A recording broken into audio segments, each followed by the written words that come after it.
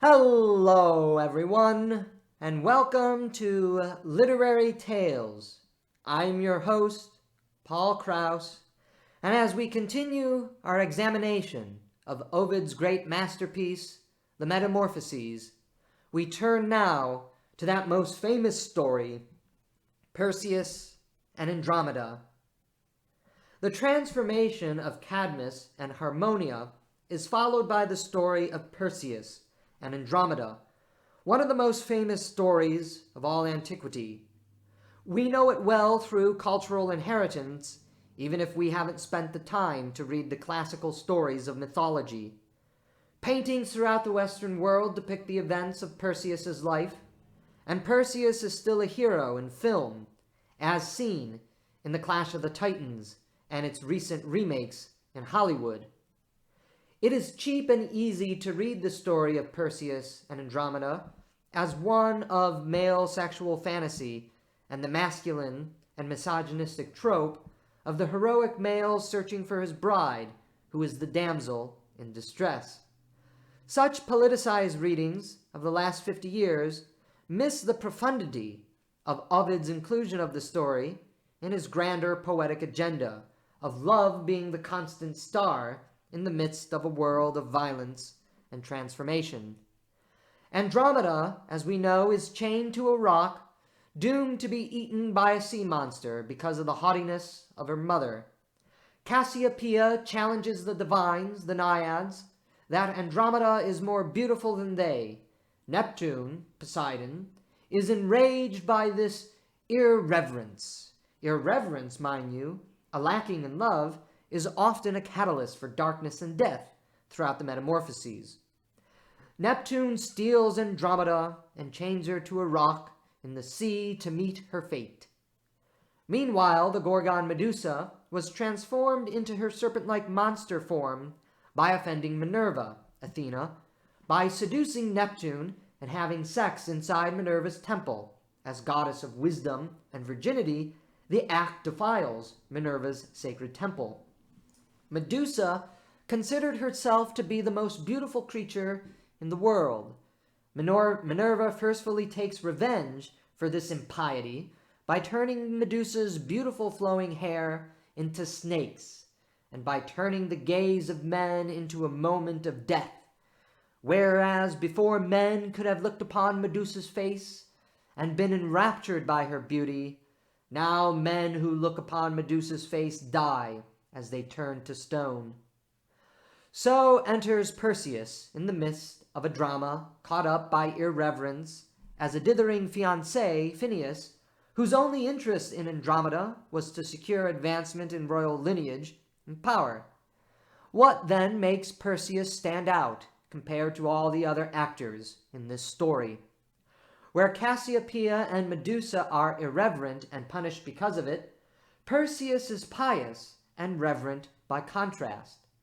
Before Minerva, he trusts, fides, the Latin word for faith, trust. He trusts the goddess and her revelation of how to defeat Medusa. Where Cassiopeia and Medusa are vain, Perseus is humble.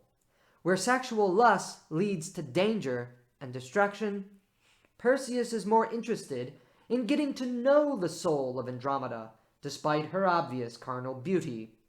When Perseus saw her, had a wafting breeze not stirred her hair, her eyes not overflowed, with trembling tears he had imagined her, a marble statue. Love before he knew, kindled, he gazed entranced and overcome, by loveliness so exquisite, so rare, almost forgot to hover in the air. Reveal, I beg you, your name and this land's name.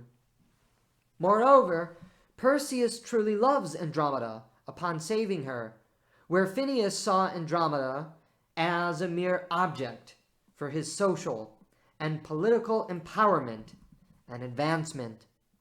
Perseus's faith in Minerva's revelation allows him to use the reflecting shield given to him to defeat Medusa. Ovid's story of Perseus' slaying of Medusa is far less dramatic than Hollywood renderings. There isn't a fight at all, as Perseus encounters the Gorgon seductress asleep and turns her to stone without much struggle. The hero then mounts Pegasus and soars into the skies and eventually comes across Andromeda, pinioned on a rock as the sea monster approaches to devour her. Again, it is Andromeda's face, her eyes, the windows into her soul, which capture the heroic heart of our hero.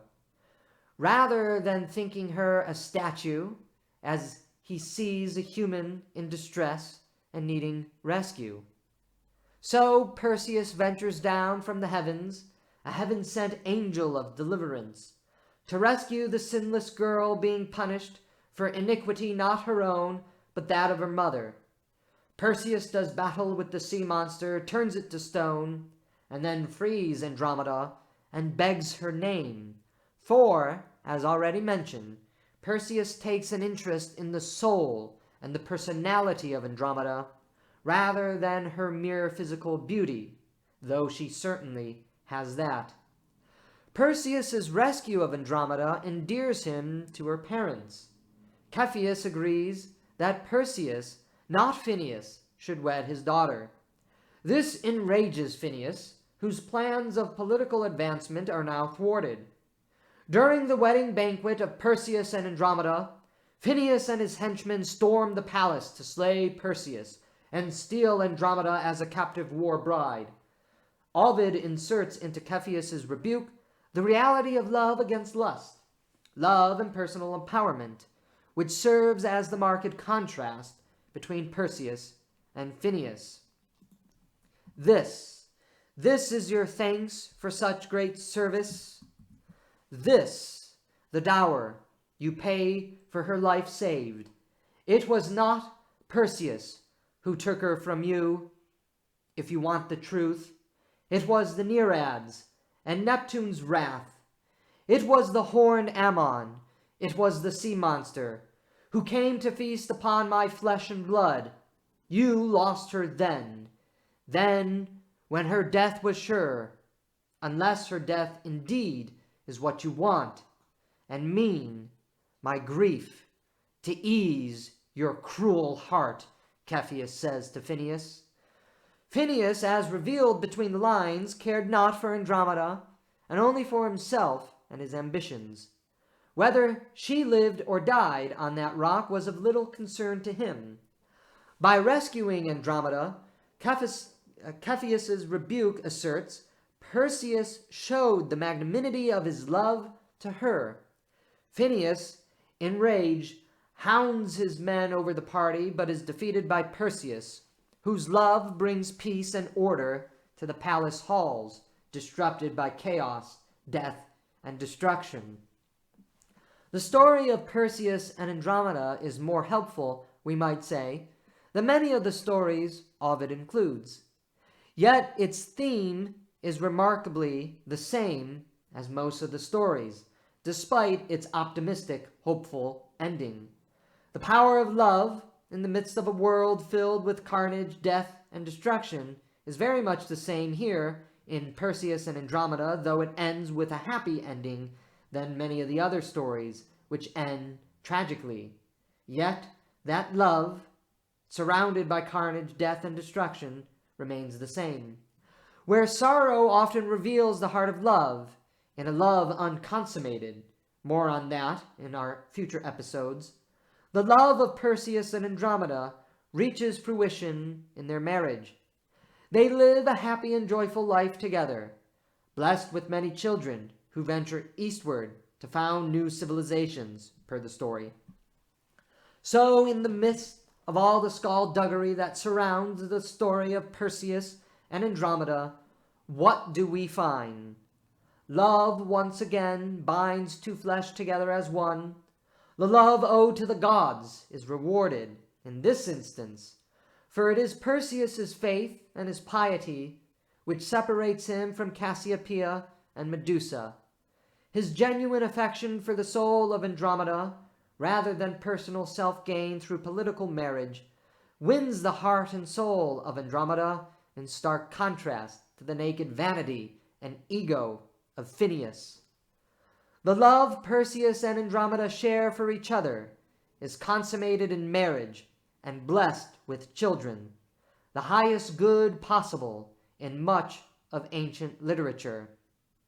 The story of Perseus and Andromeda, though it is hopeful, we see still wrestling with that singular theme that so many of the great stories in the Metamorphoses deal with. Though this story ends on that optimistic note between the marriage of Perseus and Andromeda, though filled with carnage, death, and destruction, the constancy of love bound Perseus and Andromeda together in much the same way it did Cadmus and Harmonia. And though Cadmus and Harmonia were turned to snakes, they slithered together as lovers, together forever. Perseus and Andromeda may still be human, yet the love they share together is the same love that bound Cadmus and Harmonia together after their transformation into snakes. Here we see Ovid's great overriding theme, and though we like the story of Perseus and Andromeda because it ends on that hopeful, optimistic note, we will still find the constancy and the power of love even in the tragic stories that we will focus on next.